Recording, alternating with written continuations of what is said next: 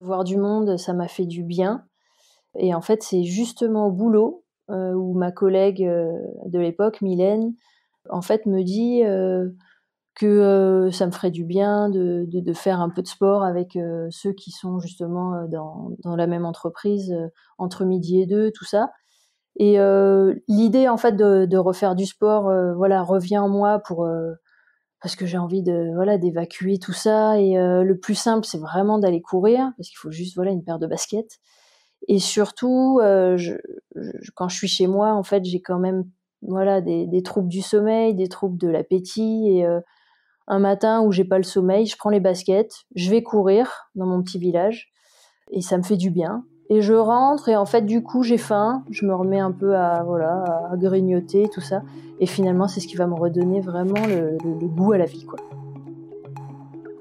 Bonjour à tous, je suis Guillaume Lalu et je suis ravi de vous retrouver dans ce nouvel épisode de Course Épique.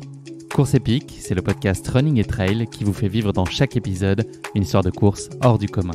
Athlète émérite, coureur confirmé ou anonyme passionné, quand la légende d'une course et la destinée d'un coureur se rencontrent, c'est dans Course Épique qu'elle se raconte. Course Épique, c'est un nouvel épisode chaque mercredi, mais c'est également chaque lundi matin un extrait de l'épisode à venir pour bien démarrer la semaine ensemble. Nous avons donc rendez-vous 2 fois par semaine. Et si vous souhaitez suivre notre actualité au jour le jour et découvrir les coulisses du podcast, je vous donne rendez-vous sur notre compte Instagram courseepique.podcast. J'ai le plaisir de recevoir dans ce nouvel épisode Laurie Faye. J'avais envie de recevoir Laurie depuis très longtemps dans le podcast après être tombé il y a quelques mois sur des articles qui relataient son parcours de vie. L'occasion se présente enfin aujourd'hui de l'accueillir dans Course Épique. Laurie a connu le haut niveau en tennis de table dans ses jeunes années avant de raccrocher pour se consacrer à ses études. Un drame personnel va ensuite renverser sa vie un jour de 2013 avec la perte à la naissance de sa fille. Assommée par la stupéfaction, la peine, la douleur, Laurie se lance alors dans la course à pied en espérant que les douleurs du corps lui feront oublier les douleurs du cœur. Elle s'engage alors progressivement dans la discipline par nécessité. À la suite de sa rencontre avec Ludovic Collet, célèbre speaker et entraîneur, un rêve s'offre à Laurie. Partir pour la première fois au Cambodge, sur les traces de son père qui a fui les Khmers rouges à la fin des années 70 après avoir été fait prisonnier pendant 3 ans. Laurie va partager avec nous aujourd'hui sa première course en terre cambodgienne en 2017, qui marquera aussi le point de départ d'un rêve olympique un peu fou. L'histoire de Laurie, c'est l'histoire puissante d'une reconstruction, un modèle de résilience. Mais je ne vous en dis pas plus. Laurie va vous raconter tout ça bien mieux que moi. Bienvenue dans notre nouvel épisode de Course Épique. Avancez. Bonjour Laurie, je suis ravi de te recevoir dans ce 106e épisode de Course Épique. Comment ça va ? Eh ben, ça va bien.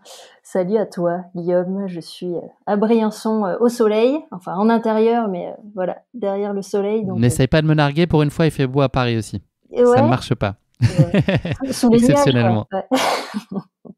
Ça va, franchement, c'est pas mal. Pour une fois, on s'en sort bien. Ouais.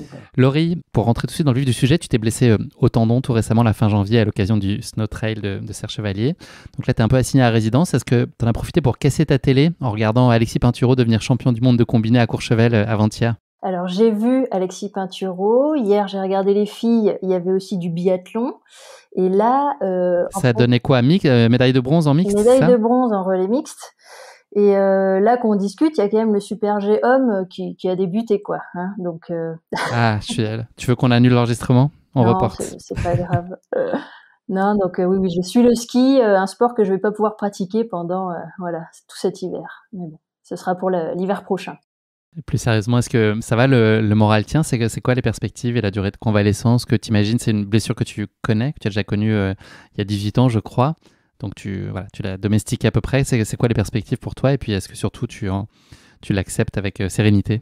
Oui, écoute, voilà, ça fait partie des choses qui arrivent dans la vie, qui sont pas calculées. Donc là, j'avais un tendon au niveau du quadriceps droit qui était déjà opéré il y a 18 ans quand je jouais au tennis de table à l'époque, qui s'était bien abîmé. Et là, sur une course, sur une chute, il s'est encore déchiré, mais il s'est même, on va dire, arraché à la base. Donc il a fallu opérer rapidement. Et c'est 1 mois, c'est vraiment ça le plus embêtant, hein, 1 mois sans poser le pied, en gardant la jambe tendue. Donc on voit ces petits muscles qu'on a mis des années à développer fondre comme neige au soleil. Et après, ça va être des longs mois de rééducation pour retrouver un peu la flexion et et la musculature, et ça nous donne à peu près une petite année de convalescence, quoi. J'espère reprendre à mon niveau d'avant À blessure l'automne. automne, automne, Noël, ce sera le cadeau de Noël, quoi. Voilà. On te le souhaite. Laurie, avant qu'on rentre plus particulièrement dans ta pratique sportive, est-ce que tu pourrais te présenter à nos auditeurs pour ceux qui ne te connaîtraient pas? Petit bémol, tu peux pas parler de sport. Tu nous as déjà donné un indice sur Briançon. Voilà, qu'est-ce que tu peux nous dire de toi, de ce que tu veux bien nous dire de toi, sans parler de sport, pour que nos auditeurs en apprennent un peu plus sur qui tu es. Alors, j'ai 36 ans. J'ai un petit garçon, Antoine, qui est en CM2. Donc je vis à Briançon depuis 2 ans et demi, non même 3 ans. Je suis originaire de Montpellier. J'ai vécu à Paris, donc quand tu me parles de la météo, je la connais, hein, c'est pas la peine Tu connais, ouais. J'ai vécu 7 ans. Je peux pas bluffer. Non, tu peux pas. J'ai un grand frère et une grande sœur, donc je suis la petite dernière. Mes parents sont toujours à côté de Montpellier. Mon père est cambodgien. Il est né au Cambodge et il est arrivé en France en 1978 et a rencontré ma mère qui est française. Donc voilà, 50% de chaque. Qu'est-ce que je peux dire? Je travaille. Alors, ouais, actuellement, je suis en arrêt, mais j'ai travaillé longtemps dans les ressources humaines puisque j'ai un master en droit spécialisé dans les ressources humaines. Mais cet hiver, je travaillais comme assistante médicale dans un cabinet au pied des pistes de Montgenèvre où il y avait pas mal de blessés. Et en plus, à chaque fois, j'étais là, oh là là, quand je vois les blessés qui arrivaient, je me disais, je vais pas faire de ski, c'est une cata. Et moi, je suis allée me péter un tendon en courant, donc j'ai peut-être dû faire du Ma ski. pauvre. Non, donc non, que te dire. Une passion secrète, peut-être, inavouable ou avouable? Tu collectionnes pas des timbres, t'es pas fan de cinéma japonais, Non, t'es pas... non, les baskets, D'accord. j'adore les baskets. Mais bon, j'ai pas le droit d'en parler. Non, Ouais. après. Franchement, t'as bien réussi. C'est très rare. Les invités, en général, je leur dis ça, ils commencent la première phrase tout de suite en parlant de sport. Ouais. Donc, je trouve que tu as bien tenu la Non, et petite puis règle du après, jeu de cette question. j'adore rigoler. Je pense que c'est mon credo. Ouais, ça c'est. Grande qualité. Ouais, essayer de. J'espère qu'on va se marrer aujourd'hui. J'ai quelques Ouais, petites vannes pour toi cool. au détour de nos échanges. On va se plonger plus particulièrement dans l'histoire de ta famille qui est assez centrale dans les discussions qu'on va avoir aujourd'hui, et notamment dans celle de ton papa. Tu expliquais qu'il était cambodgien. Il a été emprisonné pendant 3 ans par les Khmers rouges. Est-ce que tu peux nous parler un tout petit peu de son histoire? Parce que c'est un sujet qui forcément a un impact aussi sur ta propre destinée. Oui, alors en fait, c'est d'ailleurs quelque chose qu'on a appris très tard, puisque mon père a mis du temps à en parler. Il a déjà mis 25 ans avant de retourner au Cambodge. En fait, il est arrivé en France, il avait 25 ans et il y est retourné pour ses 50 ans. Et c'était un soir, un dîner avec un ami à lui qui était aussi réfugié, qu'ils avaient un petit peu bu et qu'ils en ont parlé de cette fuite où, en gros, pendant entre 75 et 78, il était prisonnier dans des camps et que, en fait, il avait entendu des soldats parler d'une extermination le lendemain. Donc, il s'est dit, il faut que je m'en aille. Et pendant 1 mois, je sais qu'il a essayé tant bien que mal de rejoindre la Thaïlande, où là, voilà, grâce à des organisations humanitaires, il a pu partir. Donc il y avait le choix entre les Il s'était fait États-Unis. capturer pendant sa fuite, c'est ça? Ouais. Il avait été capturé, assommé, laissé pour mort, c'est ça? Exactement. Si j'ai bien suivi. En fait, donc il était en gros, ils étaient esclaves, ils devaient cultiver les rizières, tout ça, travailler pour les soldats. Et donc voilà, ils avaient des chaînes, ils pouvaient pas s'enfuir. Donc voilà, de savoir que mon père avait pas la possibilité de courir, enfin voilà, quand aujourd'hui moi je fais de la course à pied, ça résonne quand même avec pas mal d'émotions. Mais ouais, il s'est à un moment donné où il a voulu s'enfuir, il s'était fait rattraper. Il avait pris un coup de machette dans la nuque, mais pas assez profond. Donc en fait, juste assommé, on va dire. Et il s'est levé, il a vu qu'il y avait plus rien autour, et voilà. C'est de là qu'a commencé sa fuite, qui a duré 1 mois. Donc bon, on n'a pas tous les détails. Donc tu disais jusqu'en Thaïlande. Ouais.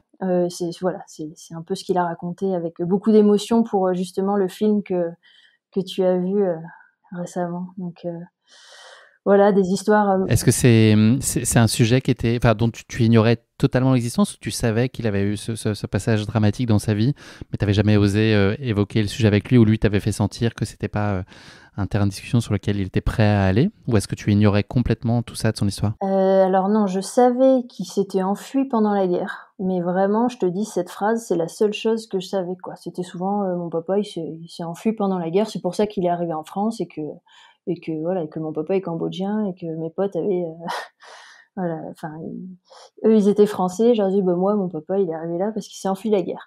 Mais après, non, il parlait très peu. Alors, même encore aujourd'hui, hein, c'est pas un grand bavard, donc on comprend, hein, quand, on sait ce qu'il a vécu, mais, il a On fait voit des dans le film d'ailleurs un moment émouvant où il arrive à l'évoquer, même très brièvement, l'émotion que ça suscite encore. ouais, et puis Très finalement, vive. ça lui a fait du bien d'en parler. C'est vrai que ça fait partie de ces générations qui veulent pas forcément, consulter, en parler parce que, avant c'était pas, aussi, accessible, voilà, et mon père, il a longtemps gardé tout ça, et pour le film, ça a vraiment été pour lui ouais, une libération, je pense, d'en parler. Quand voilà, Andy filme cette séquence où Ludo lui demande s'il a envie de parler, bah là, mon père a tout livré et ouais, c'était quelque chose. Juste pour donner un peu de contexte aux auditeurs, donc le film dont on parle, c'est Au-delà du temps, qui est disponible sur des plateformes. Je mettrai un lien dans la description de l'épisode. Et il a donc été réalisé par Andy Collet, qui est le frère de Ludovic Collet. Le Ludo dont tu Exactement. parles, c'est Ludovic Voilà, Collet, qui est le célèbre speaker et accessoirement entraîneur, dont on voilà. va pouvoir parler un petit peu plus tard. Mais voilà, c'était juste pour mettre un peu en contexte. Laurie, on a parlé de balle ronde, de balle blanche il y a quelques minutes. Est-ce que tu peux nous parler de la place du sport dans ta jeunesse et surtout sa raison d'être? Est-ce que c'était pour toi un moyen de, avant tout, t'évader de la maison? Est-ce que c'était aussi un refuge? Alors, c'est vrai que voilà, maintenant que j'ai le droit de parler de sport, je vais en profiter, hein.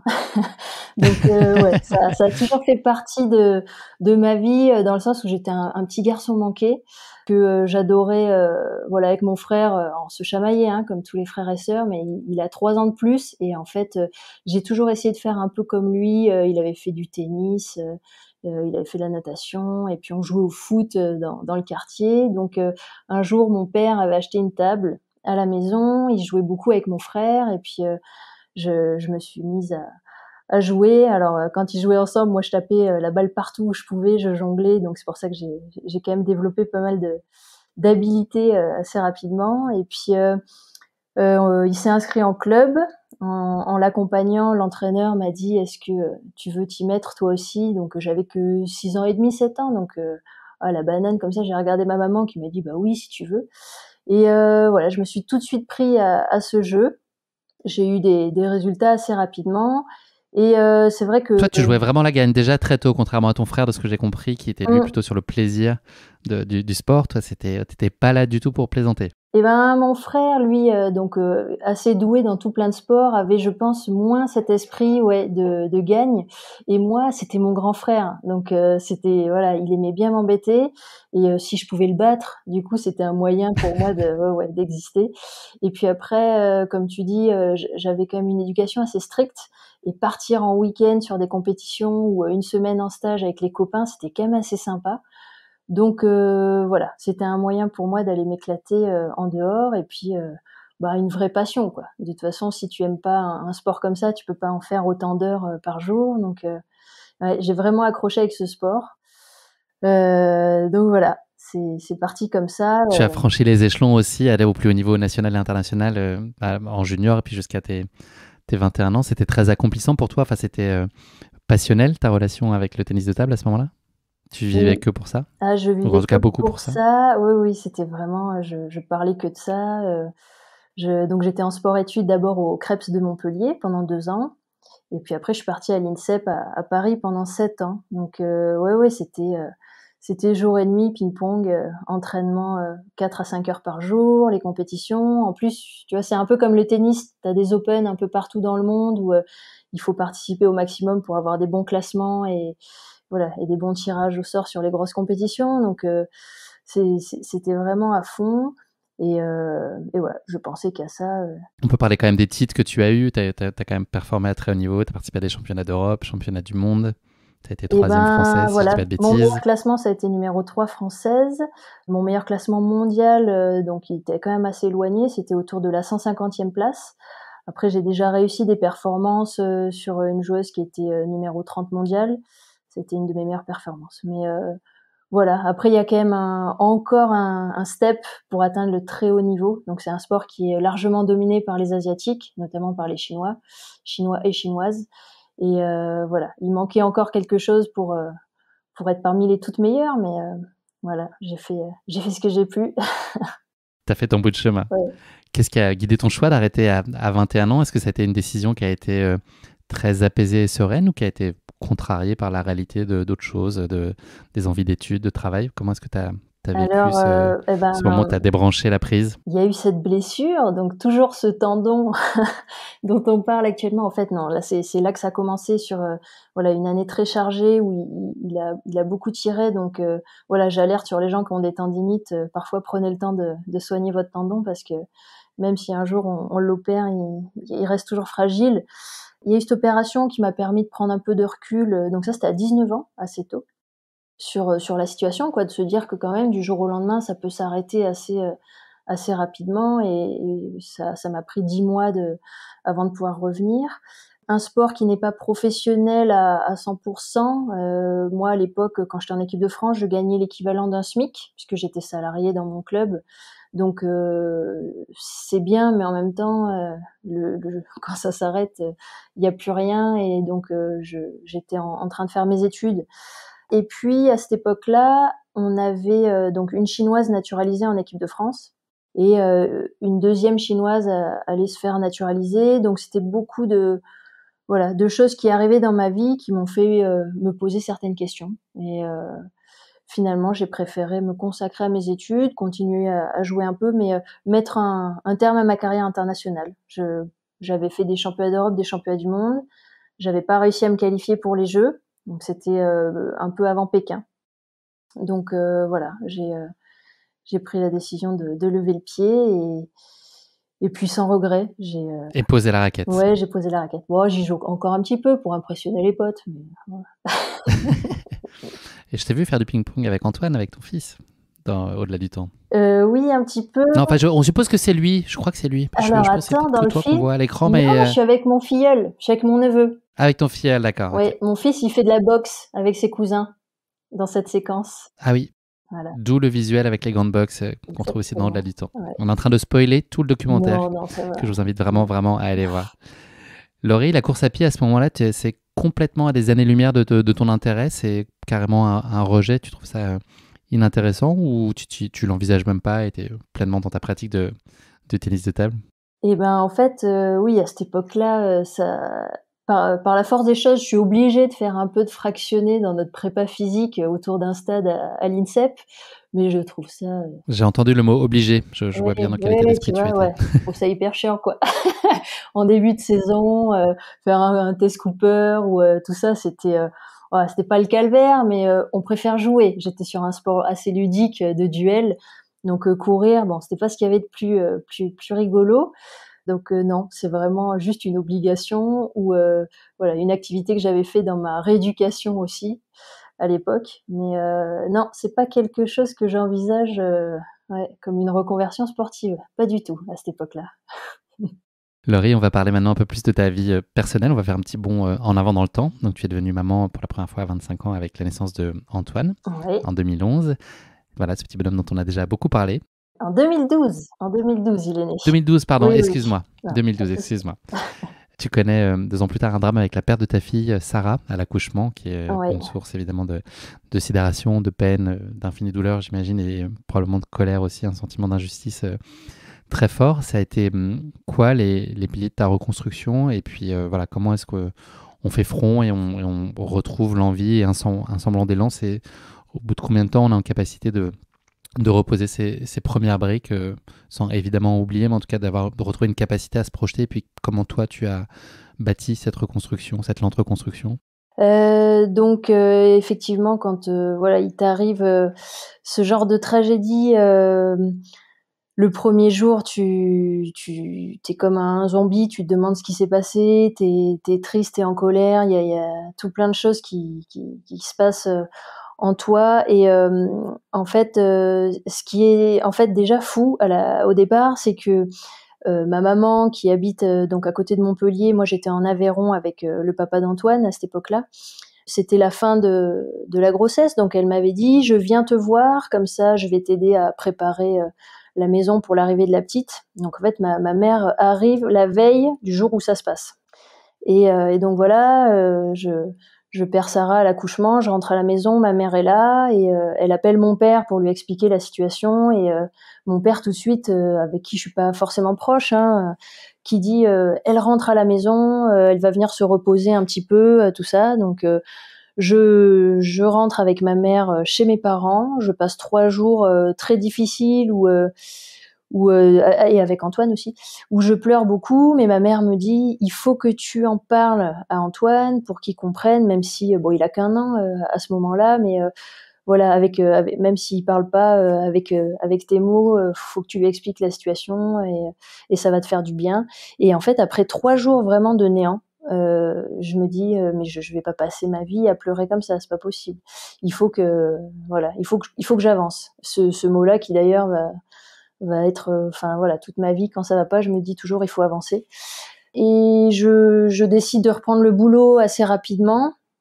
Alors pareil, c'est pas facile parce que je retourne au boulot et forcément des collègues qui sont pas au courant et qui me disent bah c'est fou, t'as pas grossi, tout ça machin. Donc va leur expliquer encore, voilà, t'es obligé de passer par là, mais Tu as pu reprendre au bout de combien de temps quand tu dis rapidement?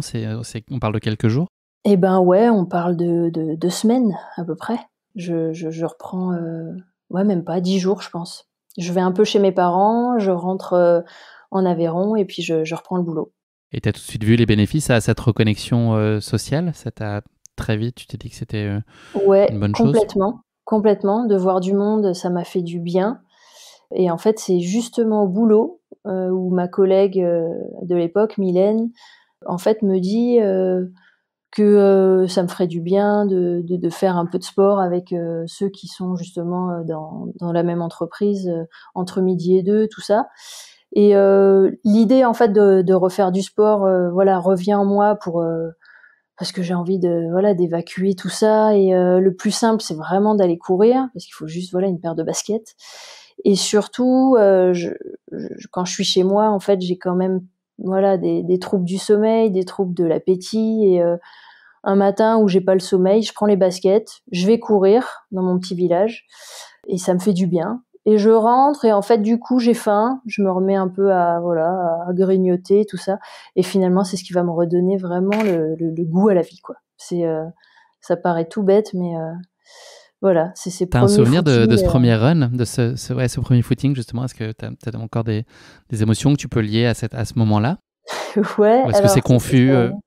non, je me rappelle, il y en a deux dont je me rappelle. Le tout premier, en fait, il fait, donc voilà, en Aveyron, c'est quand même assez vallonné. C'est pas des grosses montagnes, hein, mais c'est quand même vallonné.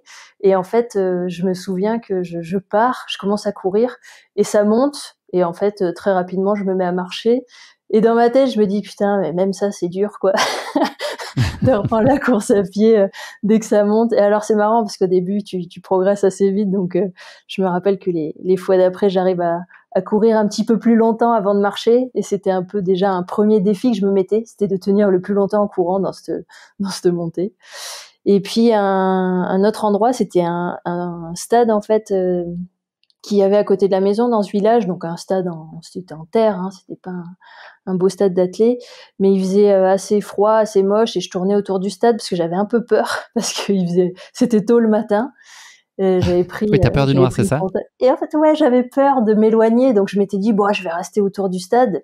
Mais en fait, je me disais qu'est-ce que c'est chiant de tourner en rond, mais ça me faisait du bien. Donc voilà, c'est des souvenirs de ces premiers footings que j'ai fait qui me faisaient déjà reprendre un peu goût à voilà, déjà me ressentir un petit peu vivante quoi, on va dire. Ouais, j'ai lu le mot de nécessité presque. Ben oui, après voilà, se morfondre, c'est pas la solution. Il faut quand même passer par là, je pense, pour voilà, que un peu tout se remette en place dans la tête. Et puis après, partir dehors. Enfin, on le dit, hein, que ce soit la course à pied ou autre chose, mais ouais, un moyen de s'évader, de penser à plein d'autres choses et ouais, de reprendre. Voilà, un équilibre, comme je dis, quoi, de vie, mais un équilibre physique et mental. C'est voilà, moi, c'est la course à pied qui m'a permis de retrouver ça.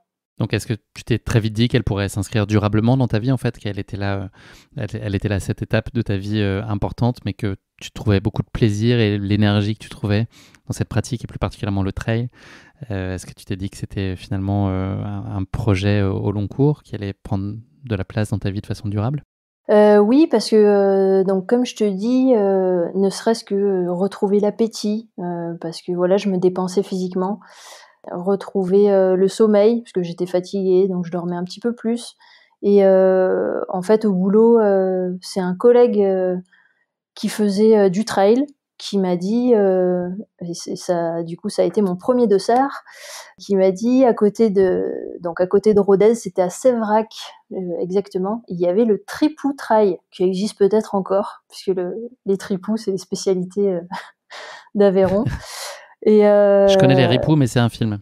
oui, Ça c'est n'a un rien à voir. film. Non, les tripous, bah, c'est des tripes, hein, donc faut ouais, Mhm. c'est assez fort. Et Est-ce qu'ils en je donnent au me ravito suis ou pas? eh ben, oui, il y en avait justement, c'était le concept. Bon, moi, j'en ai pas Ok, pris, hein. ok. Et j'arrive, sur cette course, donc je fais toutes les erreurs qu'un débutant peut faire. C'est-à-dire que, je me rappelle qu'il faut manger des pâtes avant, tu vois, avant une grosse activité, sauf que c'est un peu, la dèche à la maison et je mange une pasta box, 1 heure et demie avant. Donc je l'avais encore sur l'estomac. Et c'était un 11 kilomètres et je pars à pleine balle. Donc forcément, au bout d'1 kilomètre, j'étais KO. Mais moi, les dernières courses que j'avais faites, donc bon, comme je te disais, dans le cadre de ma prépa physique, il y avait des années avant, je courais un peu, mais oui, ça devait être un cross au collège, quoi. J'avais pas refait de course depuis 20 ans, donc ouais, je pars à fond, mais en fait, j'arrive, je souffle, je bois un coup, je retrouve les copains et en fait, oh, je me dis: «C'est génial, quoi». Je me suis dépouillée, c'est super et du coup, voilà, ça part de là. Août 2013, le Tripou Trail, voilà. Ces envies de performance, est-ce que c'est des choses qu'on n'oublie pas finalement, ton héritage et ton passé d'athlète de haut niveau? Est-ce que c'est très présent et cette envie de compétition, finalement, tu as envie de te réaliser dans ça à ce moment-là? Ou est-ce qu'il y avait une forme de lassitude aussi, peut-être hérité tes années à haut niveau en tennis de table? Qu'est-ce que tu venais chercher dans tout ça et les courses que tu as pu ensuite explorer après, auxquelles tu as pu participer? Est-ce que c'était cette dimension compétitive, elle était centrale ou est-ce que c'était avant tout du plaisir et puis certes du dépassement, mais pas une logique de performance ou d'ambition de performance particulière? Et ben, au début, ça l'était pas du tout. Comme tu dis, j'avais déjà vécu ça, dans le tennis de table et c'est même quelque chose à la fin qui m'allait T'en voulais plus. plus?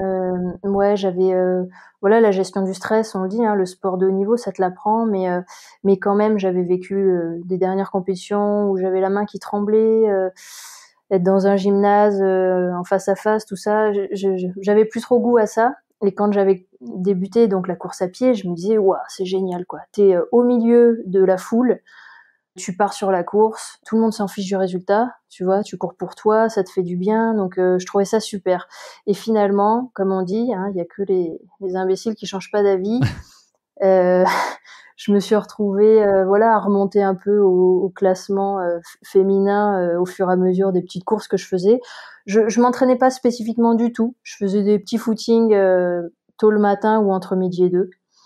Et puis, un jour, je fais 3e féminine sur une course et ouais, je me dis, «Oh bah, c'est sympa», donc pareil, je m'entraîne pas spécifiquement, mais je me dis: «Bon, je fais des petits footings, j'essaye de faire des cotes, du fractionné», je regarde un peu sur internet ce qu'ils disent, voilà et puis un jour, il y a cette, fameuse rencontre avec Ludo qui va faire que, je vais partir un peu plus dans la performance, au rythme qu'il faut, enfin voilà, ça va se faire naturellement. Mais voilà, ça a été C'est un un hasard plutôt qu'un cheminement. choix délibéré. Ouais. Après, comme tu dis, sûrement que je l'avais quand même au fond de moi, mais j'avais besoin de l'oublier quelque temps pour mieux le retrouver, ce chemin de la compétition.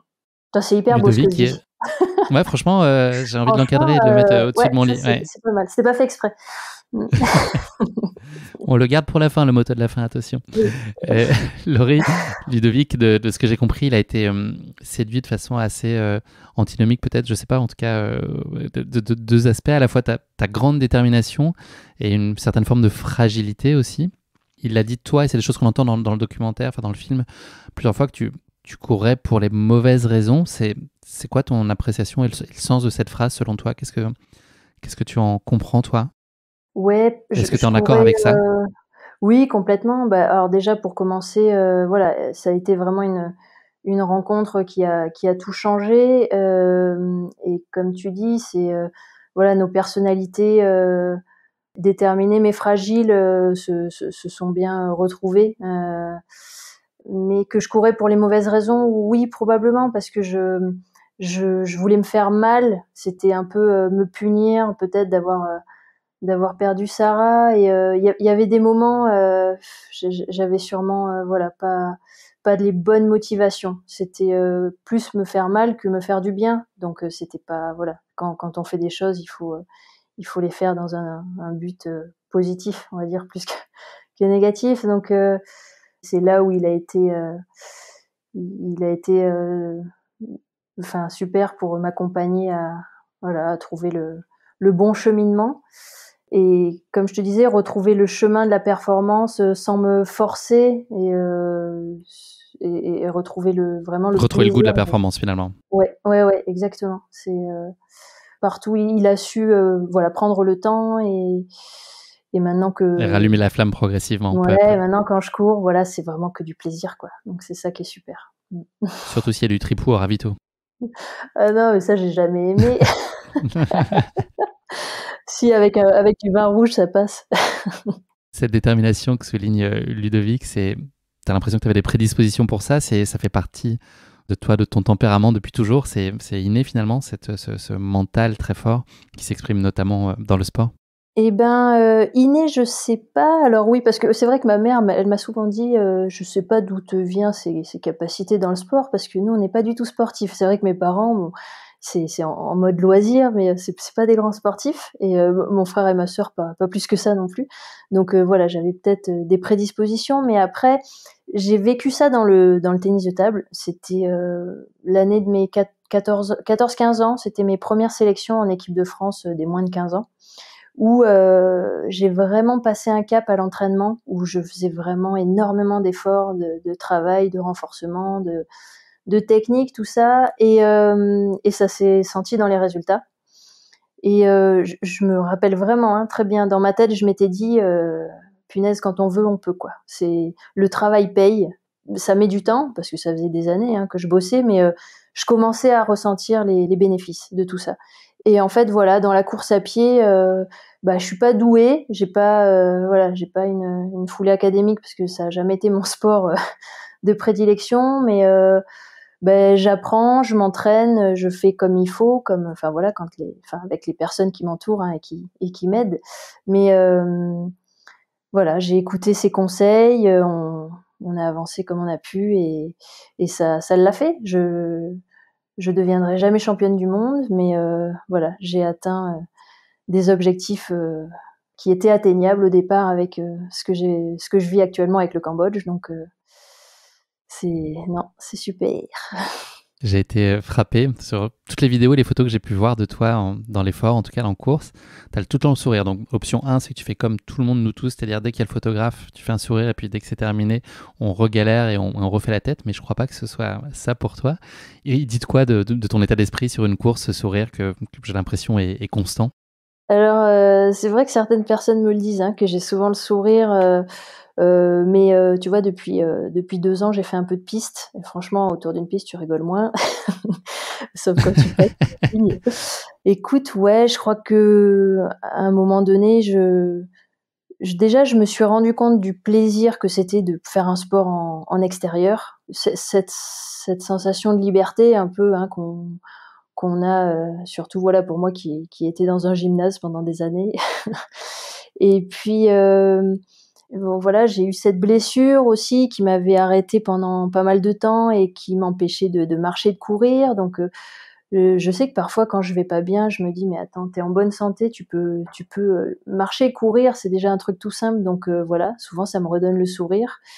Et puis cette discipline qui est le trail, j'aime ce côté rencontre qu'il peut y avoir et partage entre voilà, tu as sur la ligne de départ autant des professionnels que des purs amateurs, voire même des débutants. Et voilà, on ressent beaucoup toujours pareil, de plaisir. Donc voilà, j'ai souvent la banane parce que comme je dis aussi dans le film, on sait jamais ce qui va se passer et souvent il se passe quand même des choses assez rigolotes sur un week-end de trail. Donc j'ai le Est-ce sourire. qu'il n'y a pas aussi, par rapport à toi, ta pratique du tennis de table, cette idée de confrontation qui est inexistante dans le trail? Enfin, en tout Ah cas, ouais. c'est pas l'esprit, même quand on a des ambitions sportives, si on n'est pas Mm. contre l'autre finalement, alors que là, tu étais un duel et un mano à mano quand tu faisais du tennis de table. Est-ce que c'est pas, ça Ouais, t'ouvre pas complètement. aussi une autre perspective tu vois, de la pratique avec des ambitions de performance, mais vraiment dans un état d'esprit qui est radicalement différent de ce que tu connaissais? C'est peut-être été une grande respiration Ouais, pour toi aussi, ça. c'est vrai, j'aime ce côté, tu es juste en compétition avec toi-même finalement parce que t'as tes capacités et tu vas essayer de te dépasser sur une course. Mais voilà, si tu fais 3 heures 3h15 en marathon, tu sais très bien qu'au départ tu vas pas partir sur 2h45. Donc alors que sur un match de tennis de table, il peut y avoir un gros écart de niveau et si tu perds tes moyens, si tactiquement tu te fais bloquer ou quoi, ça peut être hyper frustrant tout ça. Alors que là, ouais, t'es là avec tes baskets et c'est toi qui vas avancer. Donc oui, ce côté de plus être en duel, en confrontation avec quelqu'un, c'est quand même, je sais pas, mais je suis plus détendue par rapport à ça. Ouais. Laurie, on va reparler de ta relation avec Ludo un peu plus tard parce elle est liée à toute l'histoire et la course épique qu'on va partager ensemble aujourd'hui. Je voudrais juste que tu nous parles de l'équipe qui t'entoure aujourd'hui, de ton entraîneur. Et puis, il y a un projet vraiment chouette que tu as rejoint récemment avec Eva Dict, qui est une team trail Ouais. 100% féminine. Est-ce que tu peux nous raconter les raisons de ce choix-là et ce que toi, tu as envie d'apporter aussi au-delà de ce que cette équipe t'apporte? Toi, Mm. de quelle façon tu as envie d'y contribuer? Voilà, je veux bien que tu nous donnes un petit panorama aujourd'hui de ton entourage et de ceux qui t'accompagnent dans ton développement sportif. Alors en fait, donc en arrivant à Briançon, je me suis rapprochée du club de Serre Chevalier Briançon qui donc a comme entraîneur Franck Charles, qui aujourd'hui m'accompagne individuellement et nous a aussi accompagnés aux derniers mondiaux de trail avec le Cambodge. Donc voilà, quelqu'un qui est super, avec qui on a très bien accroché, qui m'entraîne donc vraiment spécifiquement, on va dire, pour voilà, l'athlétisme, la route et aussi pour le trail. Mais lui, à la base, c'est un pistard. Donc voilà, il aime bien cracher sur les trailers, mais en fait, voilà. En Bon fait, il aime esprit, ça. mais bravo Franck. Il le sait pas vraiment, mais il aime ça. Enfin voilà, non, ça c'est donc c'est mon entraîneur aujourd'hui dans la vallée. Et donc ce qui s'est passé, c'est que voilà, avec le Cambodge.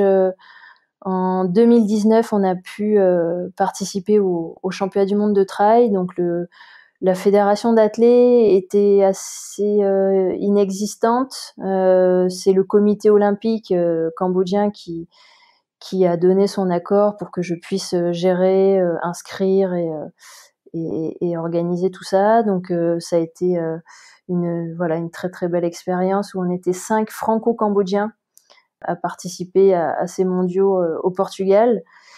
Donc ensuite, c'était il y a un an, en fait, la fédération d'athlètes s'est un peu structurée. Un nouveau président a été élu. Et en fait, ça fait partie de ces jeunes générations de Cambodgiens qui sont partis étudier beaucoup aux États-Unis et qui reviennent au pays avec voilà, beaucoup d'ambition et d'envie de développer ce pays qui voilà, est un pays très pauvre où il y a encore un peu de corruption. Donc c'est pas toujours simple, mais voilà, c'est un jeune président avec plein de bonnes intentions. Et il m'a contacté parce qu'il avait entendu parler de moi et il m'a demandé de devenir la conseillère du trail au sein de la fédération. pour essayer de développer l'activité, de détecter des jeunes athlètes. Donc voilà, j'ai accepté avec grand plaisir et on essaye de travailler ensemble. Il y a de plus en plus de courses qui sont organisées au Cambodge, donc c'est super. Et on a participé au championnat du monde donc au mois de novembre là en Thaïlande, où on a agrandi l'équipe et là on n'était plus que des franco-cambodgiens entre guillemets, mais il y avait 2 Cambodgiens, un garçon et une fille qui venaient du Cambodge. Il y avait un coureur aussi cambodgien mais qui vit aux États-Unis qui a rejoint l'équipe aussi. Enfin voilà, on essaye de chercher un peu tous les athlètes qui peuvent représenter au mieux le pays. Et voilà, ça se développe petit à petit.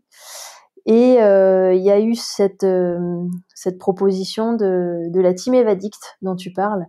Donc c'était fin d'année 2021 où Thierry Breuil et donc le représentant de la marque Olivier Laboussole m'ont appelé pour me parler de ce projet.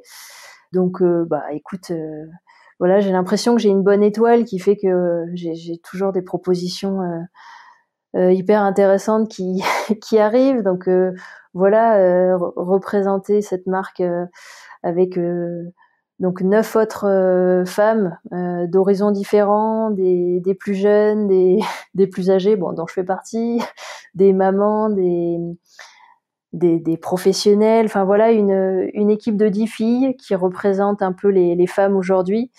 Il y a des profils très hétérogènes et des parcours de vie pas linéaires. Exactement. Donc j'ai pas hésité un instant, quoi. C'était voilà un contrat de 3 ans pour pouvoir nous accompagner le plus sereinement possible avec voilà du matériel comme on veut.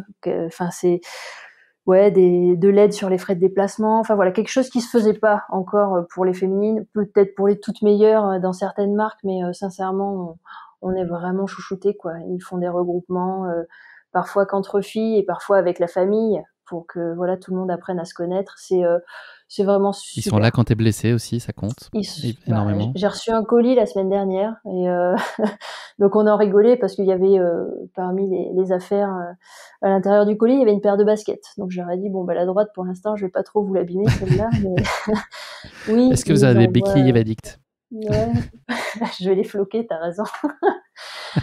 Non, on a un groupe WhatsApp où Philippe Propage, qui est le manager sportif de l'équipe, Une légende, Philippe Propage. Ah ouais, il est super. Toutes les semaines, on sait qu'il va courir le week-end et puis tu vois, ça fait 2 semaines où il y a quand même toujours un mot pour moi. Voilà, c'est les filles qui courent ce week-end et toujours une pensée pour Laurie. Enfin bon, ils sont tous super. La moustache et le cœur, Philippe Propage. Ah oui, c'est quelqu'un. Il est super. Laurie, on va passer maintenant au questionnaire de Proust. J'ai 3 questions à te poser. Est-ce que tu pourrais commencer par me dire une décision qui a changé ta vie à jamais? Alors, tu l'as peut-être déjà abordé dans nos échanges préliminaires, mais une parmi d'autres, mais est-ce qu'il y en a une dont tu aurais envie de parler là spécifiquement maintenant? Et en fait, oui, on en a déjà parlé, mais la seule décision que je trouve, c'est d'avoir pris les baskets et d'être partie courir un matin où j'arrivais pas à dormir, en fait.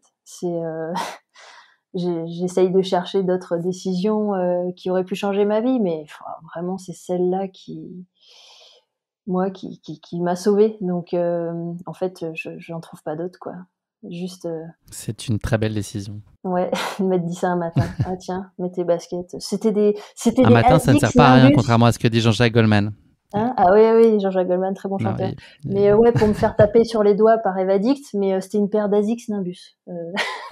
Je m'en rappelle parce qu'elles étaient roses. J'avais acheté une paire de baskets roses. Je m'étais dit, tiens, c'est joli ça. Ouais.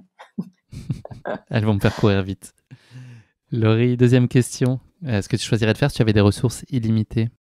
Eh ça n'arrivera jamais, hein, vu mon style de vie. Mais si j'avais des ressources illimitées, ce serait de passer ma vie à voyager et à découvrir un peu tout ce qui se passe sur notre planète. Alors c'est vrai qu'aujourd'hui, on parle d'essayer de sauver notre planète et d'écologie, donc on va dire voyager à vélo. Tirer en voilier? Hein, En voilà. vélo aussi, ouais. En vélo et en voilier pour changer de continent. Ouais, certains continents, c'est plus pratique. Mais Ouais. c'est voilà, tous mes voyages que j'ai pu faire grâce au sport, donc tennis de table et aussi course à pied, m'ont permis de me rendre compte de beaucoup de choses, que déjà on avait beaucoup de chance d'être français, d'être voilà, dans ce très beau pays, mais qu'il y avait voilà, beaucoup de belles choses dans les autres territoires. Et tu vois, quelque chose tout bête, mais mon fils rêvait d'aller au Cambodge depuis toujours. Et j'ai pu l'an dernier l'amener. C'était 2 semaines en février-mars, un peu avant les Jeux d'Asie du Sud-Est. Tu as tenu parole parce que tu lui promets dans Au-delà Dans du le temps. film, ouais. Tu lui fais Ah, cette tu promesse, spoil ouais. encore, oh là là. Ah non, mais je donne tellement envie aux gens d'aller le voir. Ouais, non, c'est vrai. Je lui promets dans le film, et en fait, on a réussi à le faire l'an dernier. Et c'était pas simple parce que c'était au départ pour faire les championnats nationaux d'athlé du Cambodge, mais ils ont été décalés plusieurs fois. Et ça lui faisait louper un peu l'école. Alors j'avais vu avec ses maîtresses, qui heureusement sont voilà des personnes très ouvertes, qui m'avaient dit pas de souci, on sait que c'est pas pour les vacances que vous y allez. Et le seul impératif, c'est qu'il puisse faire un peu de français et de maths que je vais vous envoyer, et il nous fera un résumé, un exposé sur son voyage en rentrant. Donc chose qu'il a fait, et ça s'est super bien passé, tellement bien qu'il l'a présenté à sa classe, mais à toutes les classes de l'école. Tu vois, donc et en Pas fait, mal. moi je l'ai vu en seulement 15 jours de voyage comme ça, de découverte. Je l'ai vu grandir, en fait. Il s'est rendu compte de plein de choses. Alors, je l'avais prévenu, hein, que c'était un pays très pauvre. Et voilà, il a été quand même marqué par certaines choses. Il a vu deux jeunes filles qui avaient son âge, hein, qui avaient 10 ans, qui faisaient la manche. Donc, voilà, ça a été quand même pas facile pour lui, mais il s'est rendu compte de plein de choses. Et c'est ça qui est beau dans les voyages, c'est que souvent ça nous fait grandir dans plein de domaines. Donc voilà, ressources illimitées, c'est je m'en vais, Voyager le monde. je voyage, ouais. Salut Briançon, même s'il fait beau toute l'année à Briançon. Ouais, je reviendrai skier, mais Dernière question pour toi, Laurie, de ce questionnaire de Proust. Le mot que tu aimes le plus? C'est la première fois que je pose cette question. Eh ben, alors c'est pas facile, hein, d'en trouver un seul, Non. mais euh, pareil, je l'évoquais tout à l'heure, c'est le mot avancé, tout simplement. En plus, ça colle avec le conseiller du président de la fédération, dont je parlais tout à l'heure. C'est quelqu'un qui a des origines. Alors, il a tout plein d'origines. Il a des origines australiennes, ukrainiennes et allemandes. Et il vit au Cambodge depuis des années, depuis plus de 26 ans, puisqu'il était marié avec une Cambodgienne, et il est devenu le conseiller du président de la fédération d'athlétisme. Et il me dit toujours, donc en anglais, move forward. Donc c'est vraiment, voilà, littéralement avancé. Il dit, voilà, lui, il a traversé des choses très difficiles au Cambodge. Il a perdu sa femme, qui était malade. Et il me dit, mais quoi qu'il se passe dans la vie, il faut toujours avancer. Donc voilà, c'est un mot que je me répète aussi en permanence. Mais comme je te disais tout à l'heure, j'adore rire. Ça m'aide aussi beaucoup à avancer, l'humour.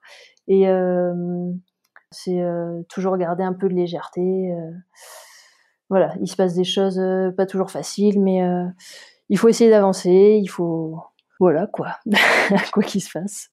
Moi, c'est pas move forward, c'est keep pushing. Tu vois, quand je suis en difficulté sur des courses, là, c'est beaucoup utilisé en Formule 1. Je pense les pilotes, ils arrêtent pas de se dire ça. Enfin, en tout cas, les gens qui donnent les consignes, pushing, les écuries qui donnent les consignes, keep pushing, keep ouais. pushing. Ouais, moi, je pense à ça quand je suis sur mes quand courses, tu que je galère sur mon quand petit tu crampes kilomètre. sur une course, keep going, mais bon. Tu pushes pas, ouais. Ouais. Tu t'étires d'abord, quoi. Hein. Ouais. Merci beaucoup, Laurie. Je vais maintenant présenter la course qui va nous intéresser aujourd'hui. Donc, l'Ultra Trail d'Angkor, c'est une course qui plante son décor à Angkor, qui a été le centre politique du Cambodge de 802 à 1432. Je suis certain que tu le savais. Je te demanderai pas les mois dans chacune de ces années, mais je suis sûr que tu le savais. Sur 400 km², ce site exceptionnel est caractérisé par plusieurs gigantesques temples qui sont installés au milieu d'une végétation dense. 6 épreuves sont proposées pendant le week-end de l'Ultra Trail d'Angkor qui traverse Siem Reap, le plus grand monument de l'Asie du Sud-Est, et beaucoup d'autres sites prestigieux classés depuis 1992, tu le savais aussi, au patrimoine mondial de l'UNESCO. À l'initiative de Jean-Claude Lecornec et de ses équipes, cet événement propose donc 6 distances, un 8 km, 16 km, 32, un marathon trail de 42 km, un 64 km et un ultra qui fait maintenant 100 km. Je crois que c'était 128 précédemment. Exactement. Le Jungle Trail d'Angkor, qui est long de 32 km pour 180 mètres de D+, va nous intéresser plus particulièrement aujourd'hui. Et ce cours, tu vas nous le dire, sur piste, à travers des rizières et plus généralement d'une nature cambodgienne de toute beauté, sans oublier la traversée d'une multitude de petits villages avec en toile de fond les célèbres temples d'Angkor. Ça fait rêver. J'ai envie d'y être. Là, j'ai un peu été pendant ces quelques phrases. Le départ est donné en amont des temples d'Angkor à Phnom Bok et rejoint ensuite le site archéologique d'Angkor. Des points de ravitaillement sont disposés globalement tous les 5 km. Et dernière petite info sur la course, la barrière horaire pour venir à bout de ces 32 km est de 6 heures, soit une moyenne de 5,33 km/h. Je sais que tu as fait le calcul là aussi. Oui, voilà. Je le savais. Je pense avoir planté le décor, mais tu vas évidemment étayer tout ce que je viens de dire. Oui, Laurie, c'est le moment délicat de l'épisode. C'est la question qui pique. Alors, j'ai imaginé un nouveau concept pour cette question qui pique, spécialement pour toi aujourd'hui et puis pour la course qui va nous intéresser. Donc, c'est l'Ultra Trail d'Angkor, on en a parlé. C'est souvent n'importe quoi. Là, je ne sais pas si je suis très fier de moi. Tu connais le jeu Stop ou Encore, en tout cas la logique? Stop ou Encore? Ouais. En gros, tu réponds, tu franchis des paliers, et puis tu peux décider d'arrêter et puis de partir avec ce que tu as accumulé, ou tu dis encore, mais tu risques de tout perdre. Oui, la radio, souviens pour ça. Donc, exactement, je te vois encore, je encore. Exactement, ça s'écrit pas pareil, mais ça se prononce à peu près pareil. Donc voilà ce que j'ai tiré le fil. Donc en gros, je vais mettre en jeu à chaque fois un palier, un peu fictif, on va quand même se le dire. Et à toi de me dire si tu veux continuer ou pas à chaque fois. Et tu t'arrêteras au titre qui te convient le mieux. Donc je te pose une question, c'est un vrai faux, tu me dis vrai ou faux. Et si tu as la bonne réponse, tu as la possibilité de dire stop ou encore. Voilà. Donc là, en jeu, pour le palier numéro 1, c'est le titre de lauréate du 10 km du Trail du Tripou. Alors, pour glaner ce titre, il faudrait que tu répondes à cette question. Donc là, il n'y a pas le choix, c'est la première. Donc tu ne peux pas dire stop, sinon ça n'a plus aucun intérêt. Le Cambodge figure parmi les plus gros producteurs de riz au monde. Vrai ou faux? Vrai. Bravo. 10e producteur mondial en 2020. Laurie, stop ou encore? Oui, j'imagine.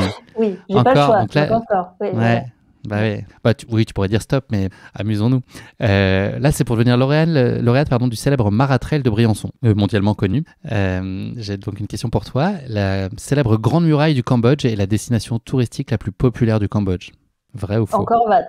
Ah, de quoi? T'as dit quoi? La muraille? La célèbre Grande Muraille du Cambodge. Oui, d'accord. Ouais. Donc faux. Ouais, effectivement, c'était bien en Chine, tu l'as deviné par toi-même. Laurie, stop ou encore? Encore. Alors là, tu pourrais devenir la lauréate de la redoutable course à étapes en autonomie du Gévaudan. Attention, ça donne envie. Le Cambodge possède le seul drapeau et écusson au monde sur lequel se trouve un bâtiment historique, qui est Angkor Wat, pour le citer. Moi, je dis faux. J'ai pas bien entendu. J'ai dit vrai.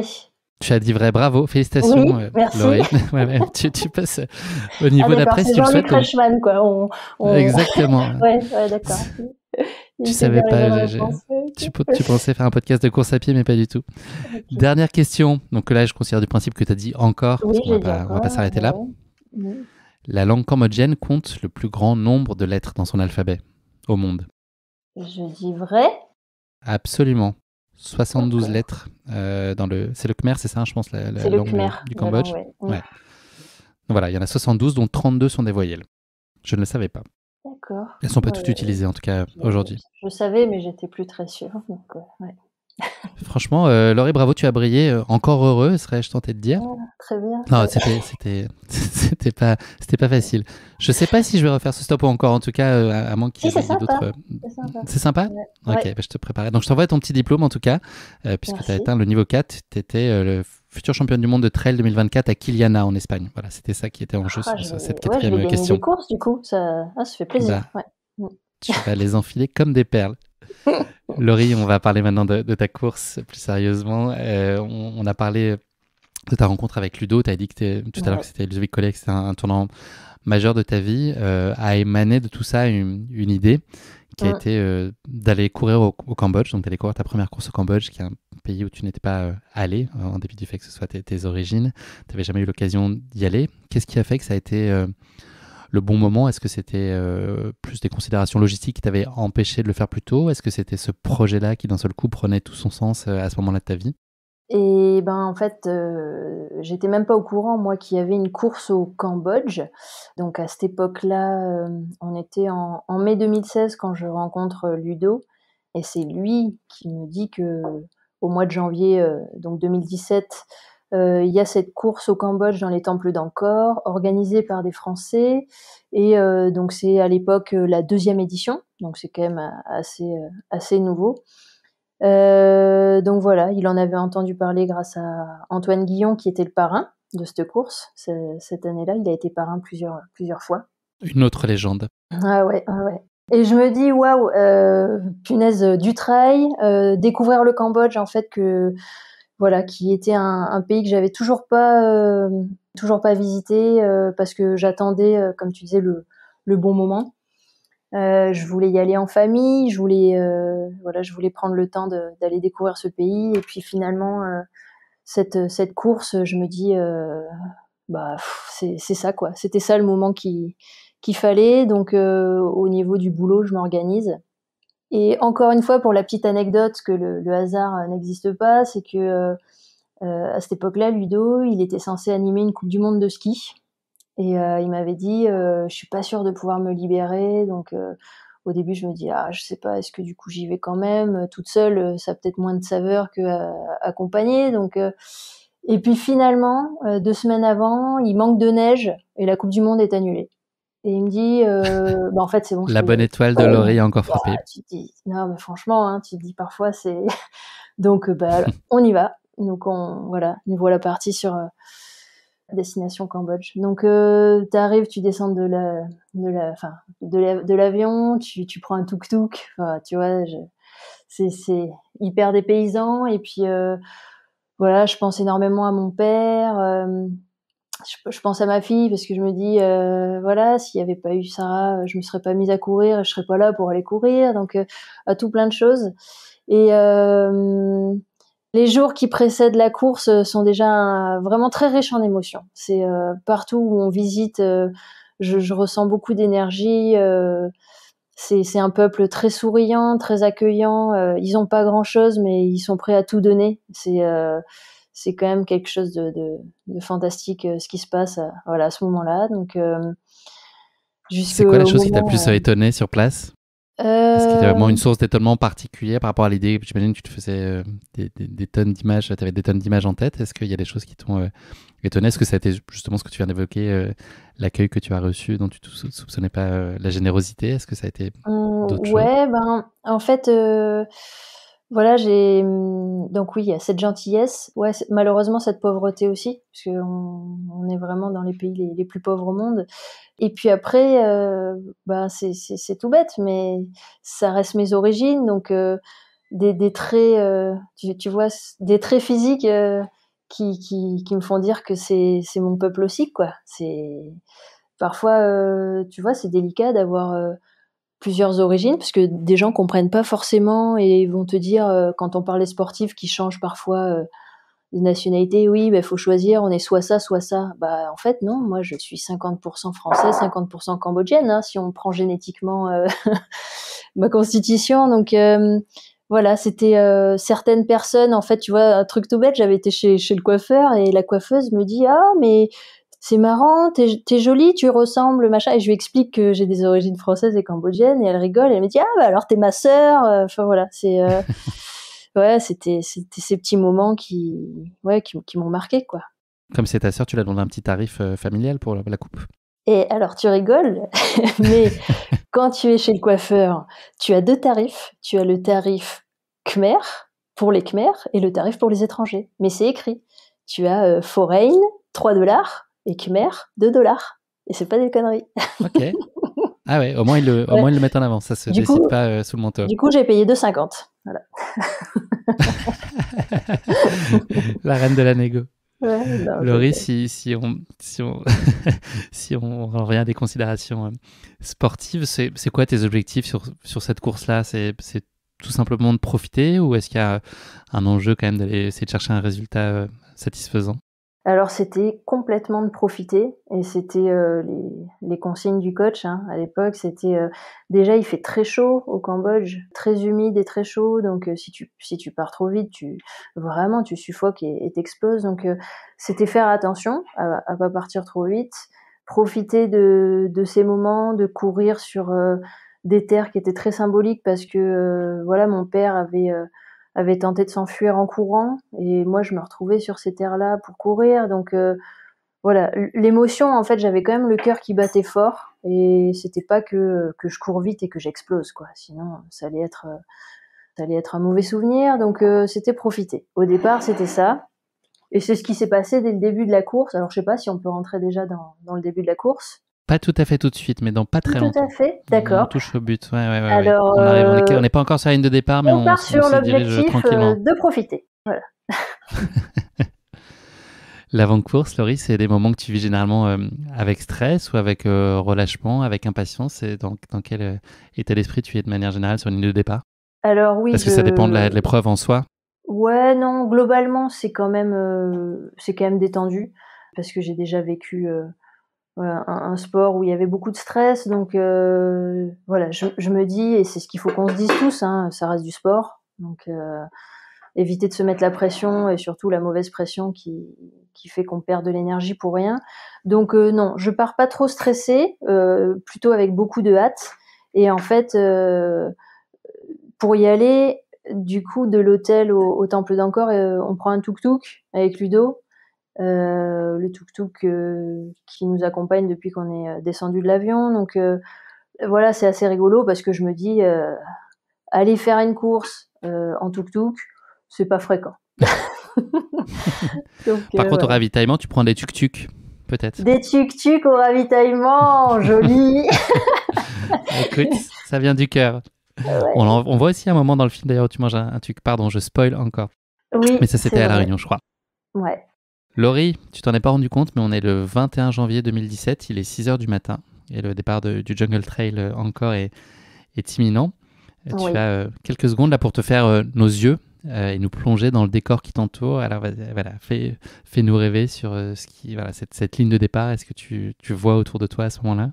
Alors, on est sur la ligne de départ, donc on est parti en fait, on s'est tous retrouvés sur la terrasse des éléphants. C'est l'endroit de l'arrivée et du départ de certaines courses, mais nous, on prend le départ à un autre endroit.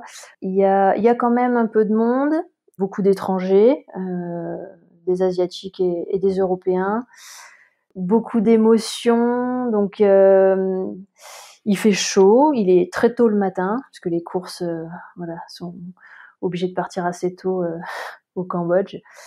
J'ai voilà, le cœur qui bat, mais beaucoup d'impatience d'entendre le décompte pour enfin profiter et faire ce que je sais faire, courir. Tu nous l'as dit, donc la stratégie était assez claire. Il faut partir tranquillement pour pas se griller. Tu pars Ouais. en compagnie notamment d'une autre Française, Virginie, c'est ça? Est-ce que tu peux nous raconter un peu le début de course, le terrain sur lequel vous êtes amenés à évoluer ensemble, notamment? Ouais, exactement. Alors on part sur, un petit bout de route avant de retrouver des chemins, avec, de la terre et on est quelques garçons et donc une autre fille, Virginie, avec qui, rapidement je me mets à discuter, donc qui aime beaucoup, courir, un peu partout dans le monde aussi, voyager, faire des raids, tout ça, donc on va partager 20 kilomètres ensemble, donc les 2 tiers de la course et voilà, c'est avec elle, notamment les rizières, les chemins, de palmiers, la route, voilà, le Pas début simple les de rizières d'ailleurs comme terrain. pas simple, non, parce que voilà, c'était un petit bout de terre, si tu mettais le pied à côté, d'ailleurs, à un moment donné, on s'est mis les pieds dans la rizière, donc on avait les pieds trempés. Mais bon, on les avait de toute façon parce qu'il faisait très chaud et qu'on s'arrosait beaucoup sur les ravitaux. Donc voilà, mais Virginie qui a un métier pas simple, qui travaille dans la brigade des mineurs en fait. Voilà, j'ai souvenir qu'on a énormément papoté. Très bonne nageuse au départ, d'ailleurs. Dans la rizière? Bah, du coup, oui, elle aurait pu, oui, facilement prendre, voilà, me mettre un petit peu Un d'avance à swimrun? ce moment-là, mais Donc, ouais, un grand bout de chemin ensemble, jusqu'au moment Tu arrives où à profiter du décor? Tu t'en mets plein les yeux ou tu es dans ouais, l'effort et dans la je m'en mets discussion ou est-ce plein que tu les te dis là, yeux. chaque seconde, je prends? Ben, c'est vraiment ça et en fait, je m'en rends compte sur les photos après coup que j'ai tout le temps la banane, comme tu disais. Vraiment, le sourire, c'était, en fait, j'ai pensé à tout plein de choses, voilà, comme je te disais, de mon père qui avait couru ici. Moi, je suis là, c'est un pays que je connaissais pas. Dans les villages qu'on traverse, les enfants qui tendent les mains pour qu'on, voilà, on leur tape dans la main, qui crient, qui rigolent. Ouais, c'était les soldats du gouvernement qui faisaient un peu aussi les intersections pour nous donner les indications. Alors j'ai une petite anecdote, c'est qu'à un moment donné, il y en a un, il m'indique à gauche alors que c'était à droite. Après, il m'appelle, il me dit mais non, c'est là, et il rigole. Enfin bon, c'était, je sais, ouais, c'était tout plein de choses. Très joueur. Ouais, ouais, ouais. Oui, Ils c'était savent joueur. plaisanter dans la police cambodgienne, ouais. Donc voilà, je suis là, je profite vraiment de chaque instant. Et Et tu arrives ensuite au kilomètre 20, ouais, il c'est y a un ça? Vous êtes ravito. en gros 3 au 4e et c'est le moment où Virginie est Ouais, un peu moins bien? voilà, Virginie parle un petit peu moins et on voit en fait la deuxième, pas très loin. Elle me dit oh t'es bien, vas-y. Et je lui dis texto non mais enfin c'est pas grave. Je lui dis tu vas te refaire la cerise, on va y aller. Et en fait je lui dis même on va essayer de la rattraper ensemble, tu vois. Et puis elle me dit non non vraiment moi je vais m'arrêter un peu au ravito donc vas-y. Donc là je me dis ah oui bah, non, là j'ai pas forcément envie de m'arrêter donc je dis bon bah ok.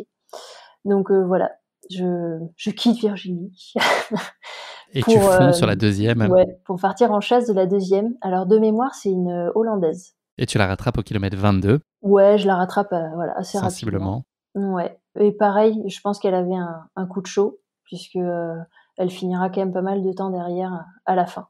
C'est à ce moment-là que tu vas retrouver une ancienne Ouais. copine de l'équipe de France de ping-pong. C'est une retrouvaille qui a été totalement surprise pour toi? Voilà, alors en fait, donc c'est Carole, une joueuse de l'équipe de France qui a été une très, très grande joueuse française de tennis de table, qui faisait à cette époque-là un tour du monde en 2016-2017 et qui savait que je courais au Cambodge puisque je lui avais dit et qui m'avait dit qu'elle essaierait de passer. Voilà, elle m'avait dit bah écoute, on est en Asie en ce moment, tu cours quel jour, tout ça, on essaiera de passer. Mais bon, je m'étais dit oui, enfin elle aura sûrement d'autres choses à faire. Et en fait, sur le parcours, elle est là avec une copine, donc à vélo, mais elle avait posé le vélo pour courir quelques mètres avec moi. Et voilà, je la croise là, je me dis mais c'est dingue quoi. C'est voilà, déjà me retrouver là, c'est Tu as dingue. dit encore toi? Ouais, on avait passé des années sur le banc ensemble à jouer au ping-pong. On a joué en double ensemble, on s'est entraîné des années ensemble. Et là, elle est en train de courir à côté de moi au Cambodge, donc presque je me demande si je suis pas en train de rêver. Et elle m'encourage, mais ouais, elle me gueule dessus. J'avais l'habitude, en général, qu'elle me parlait de coup droit et de revers, mais là, elle me dit, allez, c'est bien, avance, tout ça, machin. Donc voilà, bah, encore une fois, j'ai le Ça sourire, t'a porté. ouais, sur les photos parce que donc j'ai Carole qui court un peu à côté de moi. Est-ce que tu évolues à proximité des temples? C'est un cadre, j'imagine, qui doit être très très plaisant et quasi cinématographique presque. Et oui, puisqu'il y a eu un Tomb Raider avec Lara Croft qui a été tourné dans les temples d'Angkor. Ah, tu savais pas Waouh. ça? Ça, tu savais pas? Non, Ouais, je t'apprends des mais non, choses. j'ai pas vu. Je n'ai pas vu Et ce film. J'ai un ouais, peu joué aux jeux vidéo en bah, étant ado, mais ouais. donc on passe effectivement près de certains temples et tout près et à travers certains, on peut dire même qui sont alors un petit peu en ruine, hein, parce que voilà, beaucoup sont en reconstruction, mais tu vois des racines qui traversent un peu, qui se mélangent. Enfin voilà, c'est un décor assez, comme tu dis, de cinéma, surréaliste et très apaisant puisque t'as peu de circulation. Donc voilà, je me retrouve à courir là. Et puis Enfin tu voilà, vas prendre après la première place. voilà, j'allais Tu dire vas prendre la première justement, c'est place. ça. On a des ravitaux à peu près tous les 5 kilomètres, c'est bien fait parce qu'il fait très chaud, donc ça tombe très bien. Et je vois au ravito du 25e la première qui buvait tranquillement son petit verre d'eau. Quelle erreur.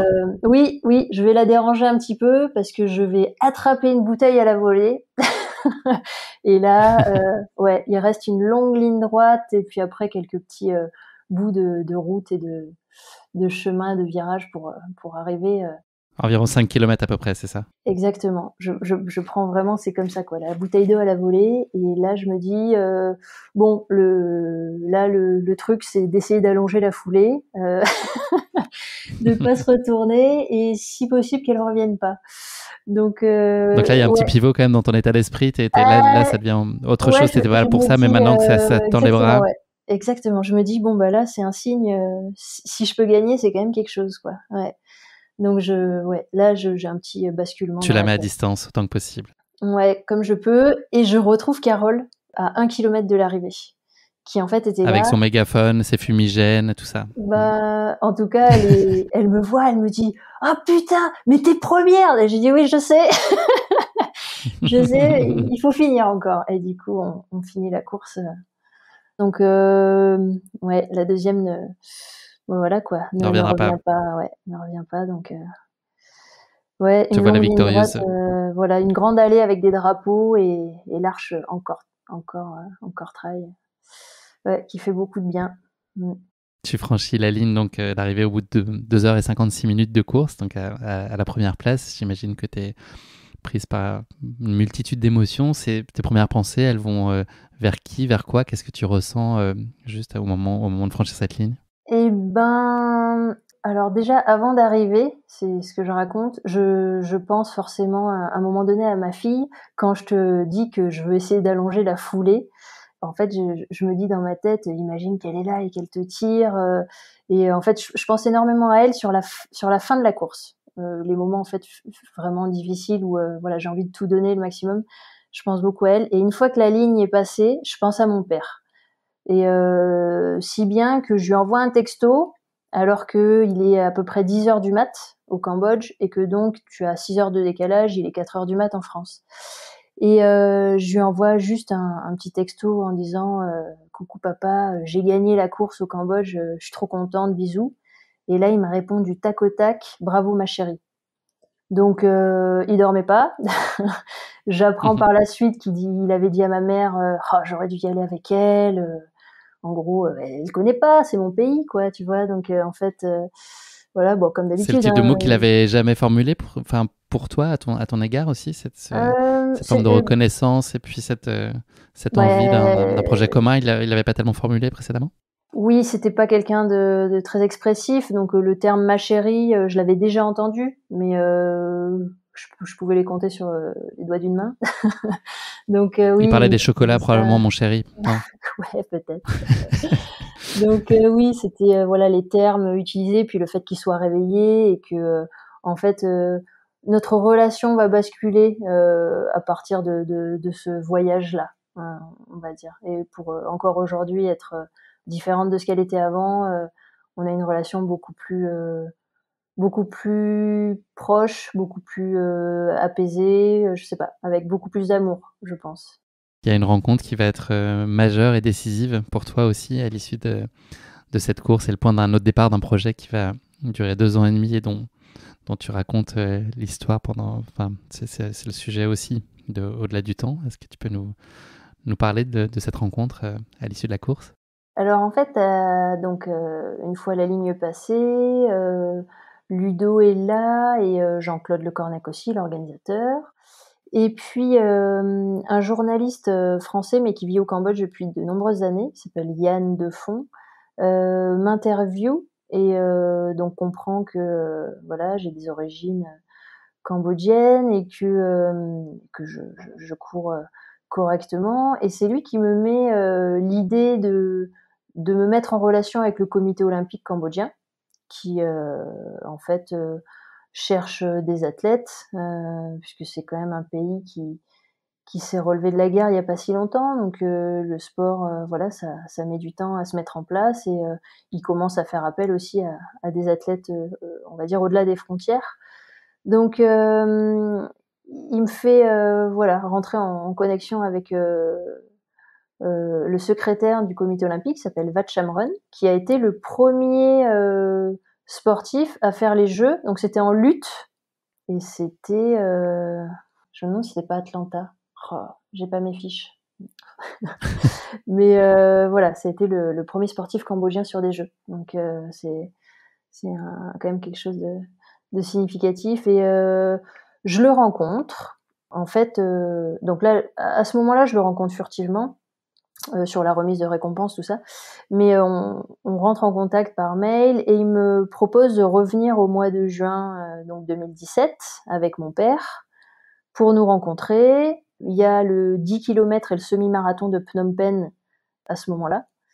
Et que, en gros, je comprends que selon le résultat, il me rencontrera ou pas le lendemain. Donc, ça met un peu la pression, quoi. Donc, je m'inscris sur le 10 km et je termine deuxième féminine derrière une américaine, mais largement devant quelques cambodgiennes. Du coup, à la fin de la course, il me serre la main, il me dit bravo. Il a aimé voilà ma façon de courir, enfin sur l'arrivée, hein, il m'a vu passer la ligne d'arrivée et il me dit je veux bien te rencontrer demain à 10h au bureau. Je me dis bon, heureusement quoi, heureusement ça le fait. Je suis pas venue pour rien quoi. Du coup, je le rencontre le lendemain avec mon père et Yann, ce fameux journaliste qui en fait parle couramment le khmer. Donc mon père parle aussi. Moi, je parle seulement quelques mots, donc voilà, j'ai besoin d'être accompagnée et on discute et c'est là qu'il me dit écoute, si tu fais des bonnes performances, plutôt sur longue distance parce qu'on a quand même pas d'athlètes sur les longues distances, donc sur marathon, pourquoi pas participer aux prochains Jeux Olympiques. Il me dit ça comme ça texto Il y sur a la une contrainte qui est de battre le record de Narili, c'est ça? Alors, il me parle du record de Narili parce qu'effectivement, en fait, au départ, je me dis que c'est un record qu'il faut absolument atteindre, mais en fait, je comprends que pour les Jeux Olympiques, comme il n'y a aucun athlète cambodgien qui fait les minima, ils ont la possibilité d'inscrire 2 athlètes. Qu'il y a pas on va dire l'obligation de faire un record, mais c'est quand même soumis à validation du CIO pour pas envoyer n'importe qui. Donc, il faut que la performance soit quand même, voilà, assez. Enfin, elle soit un Le minimum record de Narili, honorable. pour le préciser, c'est 2h59. 2h59, ouais, sur marathon. Donc voilà, il me met ça en Ton tête. temps de référence étant en 3h35, je Et moi, crois. j'avais fait 3h35, ouais. Et on va dire que voilà, avec le tennis de table, c'est quand même pas l'endurance comme ça, ce que j'ai travaillé le plus dans ma vie. Donc, mais bon, comme voilà, je le dis depuis le début, je me dis bah ouais, on va essayer, on va être déterminé, on va essayer d'avancer et puis on va voir ce que ça donne. Donc de là, je rentre en France et avec Ludo, on décide de se rapprocher d'un entraîneur spécifique route et marathon justement pour essayer d'atteindre ce défi. J'ai envie de faire un petit coup bas, mais je pense qu'on va garder le suspense sur l'issue de cette épopée. Je ne sais pas ce que tu en penses, parce que la réponse se trouve justement dans ton documentaire, donc c'est peut-être intéressant de laisser aussi la surprise aux Oui, auditeurs qui auront envie peut-être de creuser ton histoire, non? Je sais pas ce que tu en penses. oui, Et pour oui. savoir comment s'est construit ce projet et ces 2 années et demie ensuite, Eh ben, avec cet exactement. objectif On laisse, de JO et de marathon. on laisse les gens aller regarder le documentaire au-delà du temps. Le lien sera dans la présentation, je l'ai dit tout à l'heure. Donc voilà, n'hésitez pas, vous allez passer une heure incroyable. Pour finir sur notamment ce film, au-delà de figer une partie de ton histoire à jamais, est-ce qu'il a eu aussi un rôle cathartique pour toi? Écoute, alors déjà, tu utilises un terme un peu compliqué, cathartique. Celui-là, j'utilise pas souvent. Mais Est-ce que ça t'a libéré? Est-ce que ça, voilà, est-ce que ça ouais, t'a... ça a vraiment été ouais, comme un médicament, j'ai envie de dire, encore une fois, comme la course à pied l'a été, mais faire ce film, enfin, c'est pas facile, encore aujourd'hui, tu vois? Je l'ai beaucoup regardé, donc parfois j'ai du mal à le re-regarder si on doit faire des diffusions ou quoi, mais le fait de le mettre comme ça, dans l'écran, d'en parler, et puis, comme je disais, mon père aussi a réussi à se livrer. Ça m'a fait du bien. Puis ça me permet de parler du Cambodge, de faire connaître mes origines. Je me suis rendu compte que plein de gens, voilà, ont traversé aussi des moments difficiles et finalement, ben voilà, il y a toujours moyen de se raccrocher à quelque chose et d'avancer. Donc ça a été voilà, plein de belles rencontres qui ont suivi, plein de beaux témoignages de gens qui ont vu ce film et qui me disent que ça les aide à s'accrocher, à avancer suite à des mauvais moments qu'ils ont rencontrés. Donc ouais, voilà, c'est encore quelque chose qui m'a aidé à passer un cap. Il y a même des gens qui voulaient une suite. Au-delà du temps fond du ski, le 2? Voilà, ouais, mais non, c'est pas une comédie, hein. Non, non, Mais pas vraiment. ouais, non, il y aura pas de 2. Mais c'est très beau, oui, très touchant. Laurie, on va parler un peu d'avenir maintenant. On approche de la fin de l'épisode.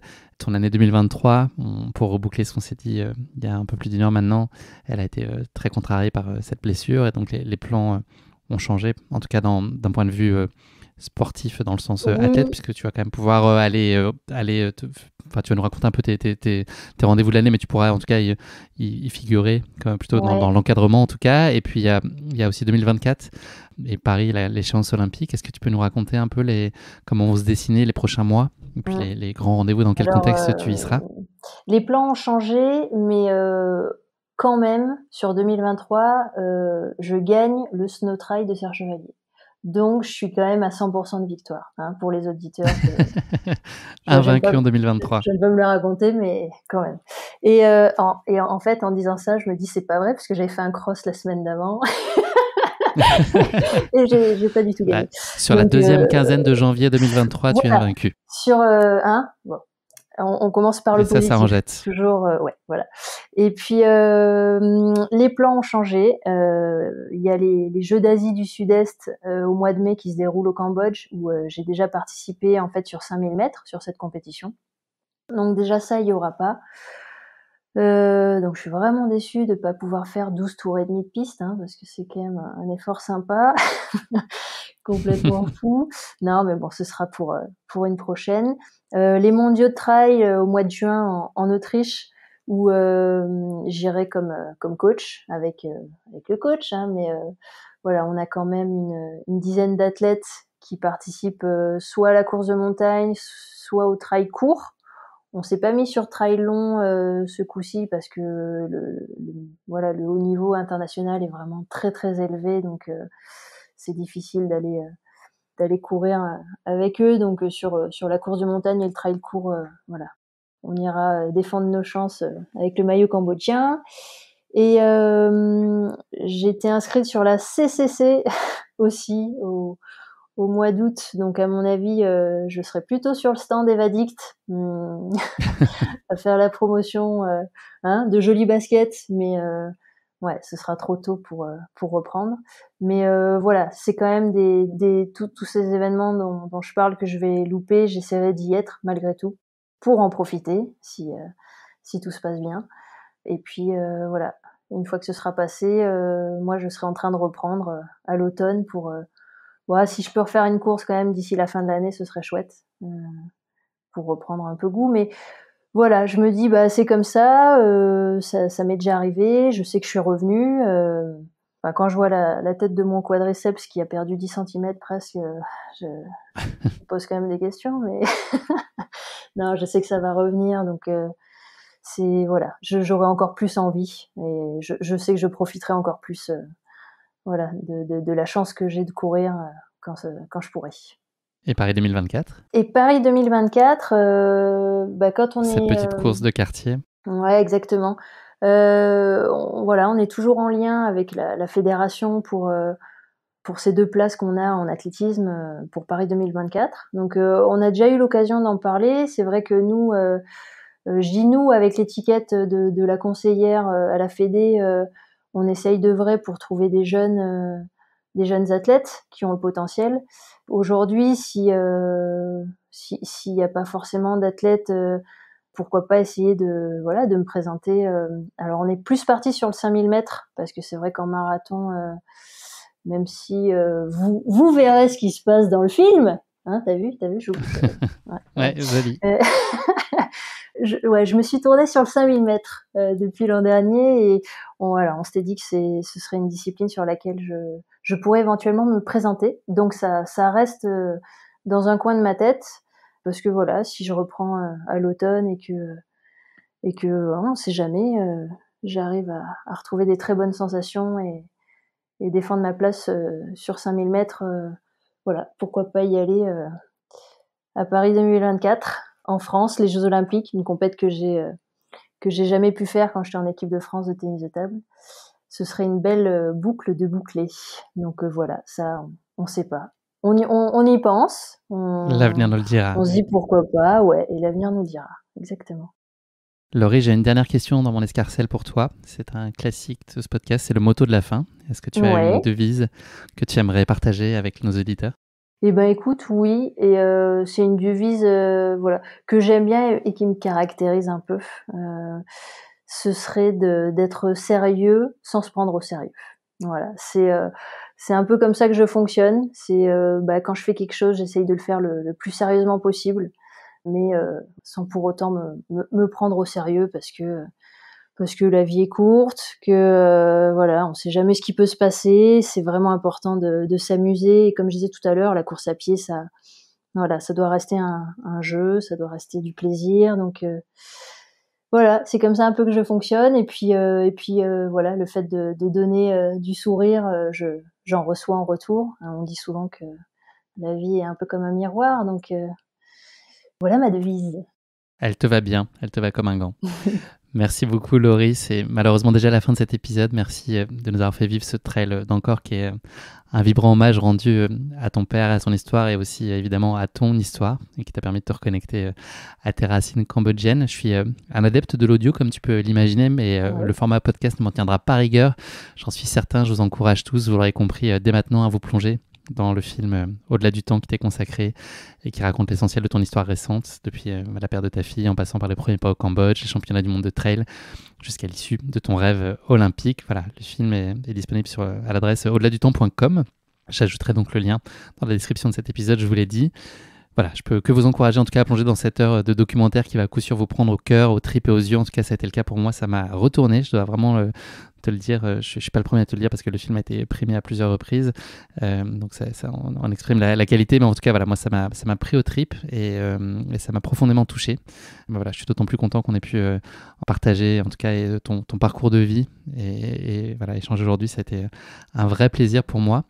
Profite bien de la fin des championnats du monde de ski. Là, je pense que pour le Super G, c'est peut-être loupé. Ouais, c'est loupé. Je sais pas trop si c'est fini ou pas. Je sais pas si on a eu une médaille. Ouais.